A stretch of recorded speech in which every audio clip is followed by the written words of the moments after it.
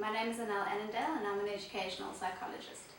In this video, I want to show you some ideas on how you can try and help develop your preschool child's fine motor development.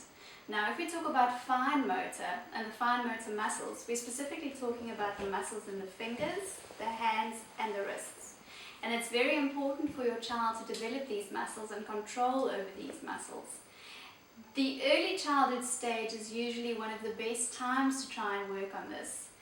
We often find that in the high school we pick up problems with fine motor development, and what happens there is that children handwriting is often a problem, which is one of the things with fine motor control, but we also often find that they are very slow in taking notes because they don't have the control in their fingers that they actually need at that stage. So some of the things you can do. Writing is excellent, writing and doing some colouring in and cutting things, but I often find that young children and especially boys, find it a little bit boring. They don't want to sit at a table for that long and do those tasks. So I'm going to give you some other ideas. One of the things that works very well in my practice is what I call magazine graffiti. So what I've done here is I've actually just printed a picture, but you can get a full page advert of someone's face, get those out of a magazine and have them just colour in all the little features, the teeth, the eyes. You can make them into devils, angels, all those kind of things, and they usually find this quite exciting. Another firm favourite of mine is bubble wrap. You can hardly go wrong with this.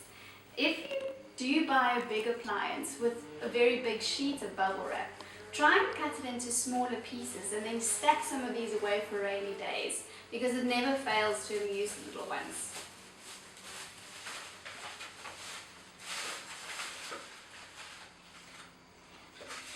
Sewing or threading is also a very good idea, and I found this amazing way to reuse all the polystyrene packaging that I get when I go grocery shopping.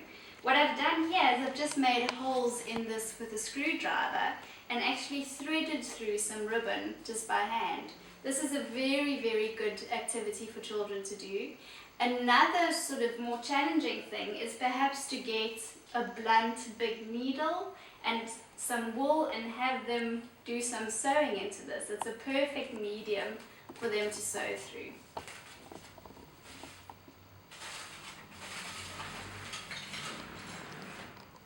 These are pick-up sticks. I bought these at a store.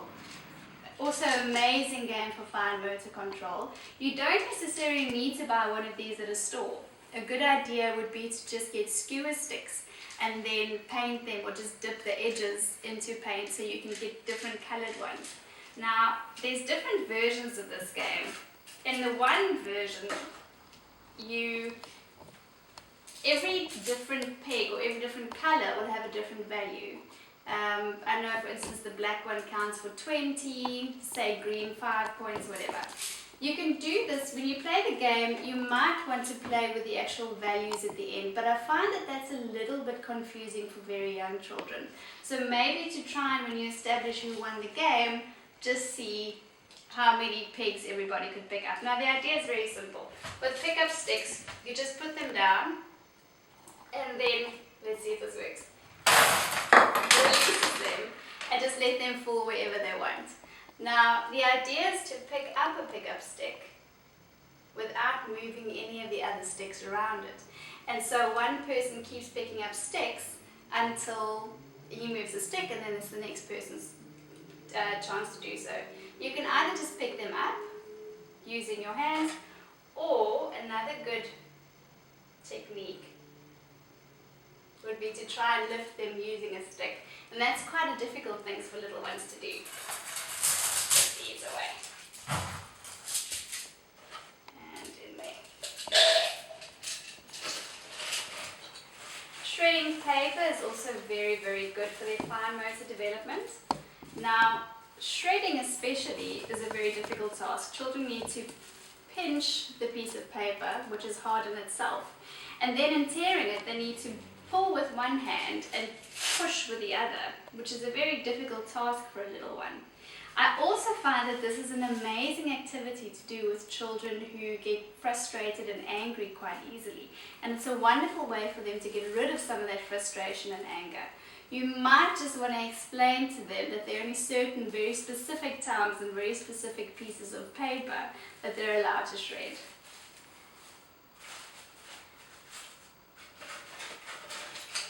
This is one of my favorite games. It comes in a few different forms. I think the one probably most popular and the one most people will know is Jenga, which is a wonderful game of wooden blocks that you stack up on top of each other and then take out. This isn't the actual Jenga. This game is called Pile-Up Tower.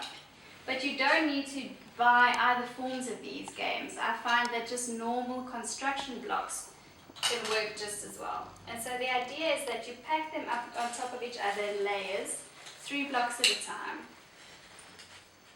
I'm just going to show you a few. I won't do the whole lot. And so you pack up a tower quite high, and the idea then is to take out a block at a time, and you're only allowed to use one hand at a time. So there are a few different techniques. You can either push them through and pick them up, or another very good idea, if you've got a very stable hand and very good for fine motor development, is to try and take one out at a time and then stock them on top of each other. And obviously the higher you build the table, the tower, the better. The game works in that the person that makes the tower fall is the person who loses. A difficult concept for little ones, but also an important one. Important for them to learn how to lose graciously. And that they often get. It's something they learn by example from us. On a hot day, I find a very simple activity is to get a couple of paintbrushes, a couple of buckets of water or jars that you fill with water, and then just get your kids to dip their paintbrushes into the water and sit outside. If the stones, the patio or the porch or so is quite hot, you'll see that if they paint on the patio and the stones, it'll make the most beautiful patterns, and then they can watch them evaporate as well in the sun. They usually love that. Just remember to wear your hats and your sunscreen. Quite important. Okay.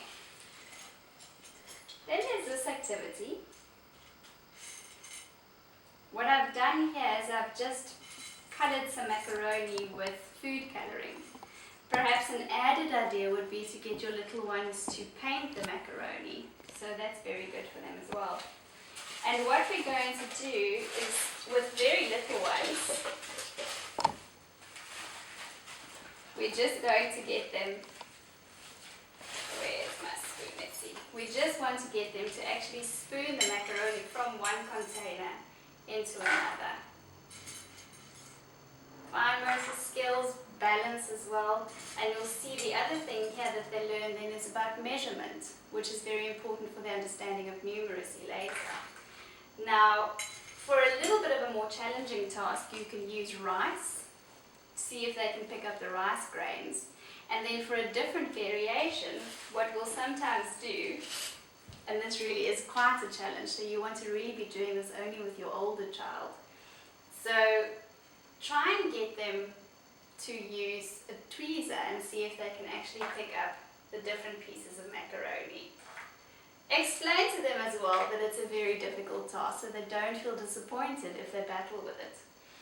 And then the ultimate, I guess, would be to try and see if they can transfer actual rice grains from one container to the other. That's a very, very taxing task. And so I would try and keep that quite short. Something that works very well in my practice is that we'll sometimes play a game where I'll give a very short time period, say about 2 minutes, and then we see who can transfer the most amount of noodles or rice grains within that 2-minute period to make it a bit more fun.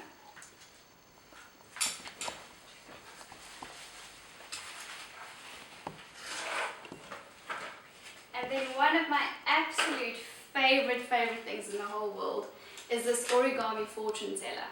Now, I love these things because they're good for so many different aspects of learning.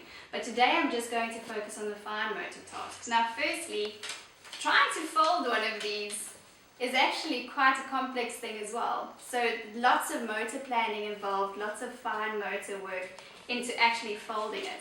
But I specifically love this because once you've actually made it, it's not over.